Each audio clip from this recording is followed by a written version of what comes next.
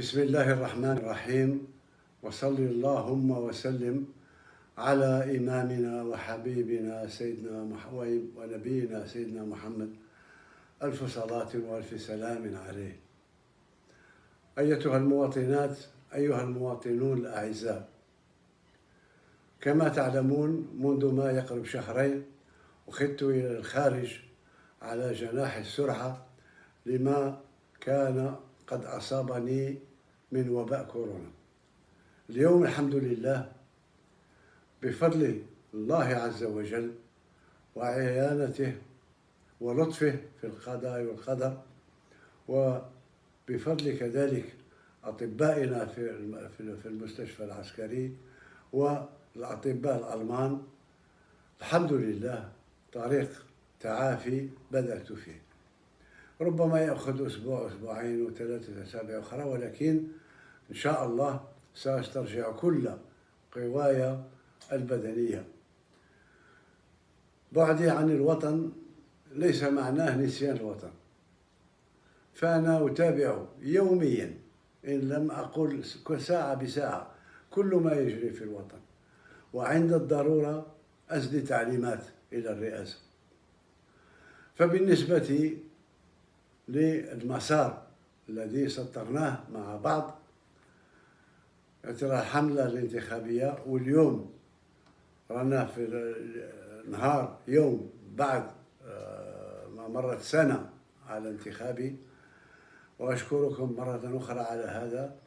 إذن بالنسبة للانتخابات طلبت من الرئاسة أن يروا يشوفوا مع اللجنة هذه مكلفة بالانتخابات بتحرير قانون الانتخابات الجديد، وباش يكون واجد في أقرب وقت. أتمنى 10 أيام ولا 15 يوم، ولكن في أقرب وقت باش ننطلق في العملية التي تأتي بعد الدستور. بالنسبة لفيروس كورونا، الحمد لله اللي رجعت الأمور تدريجيا من 1300 حالة إلى ما يقارب 520 حالة، فالشكر لله، والشكر كذلك لكل من ساهم في انخفاض هذا العدد. بالنسبة للحياة الاقتصادية، أعتقد أن الأمور ماشية والميزانية تاع 2020 ربما ظهر باللي قاعدين في الطريق اللي سطرناه، يعني أن لا يمس أي مواطن ذو دخل ضعيف بضرائب جديدة.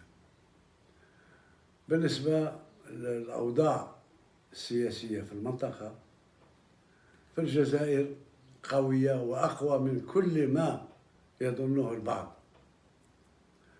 ما يجري حاليا كنا ننتظر فيه، ولكن الجزائر ما تزعزعش. ولا ناخذ مرة أخرى مقولة أو قول ولي الله الصالح سيدي عبد الرحمن الثعالبي: إن الجزائر في أحوالها عجب، ولا يدوم فيها للناس مكروه، ما حل بها عسر أو ضاق متسع إلا ويسر من الله يتلوه. بالنسبة للدخول المدرسي والدخول الجامعي، الحمد لله. أوصي فقط مرة أخرى، بالأخص بعد سقوط الثلوج والأمطار والبرد، أوصي السيد وزير الداخلية والولاة على تطبيق حرفي لما اتفقنا عليه بالنسبة لمناطق الضرب، وبالأخص بالنسبة للوجبات السخونة والنقل المدرسي. في الختام، أتمنى إن شاء الله أن أكون بينكم في أقرب وقت وأسرع وقت، وليس بذلك على الله بعزيز. شكرا على سعة صدركم. المجد والخلود لشهدائنا الأبرار. تحيا الجزائر. السلام عليكم.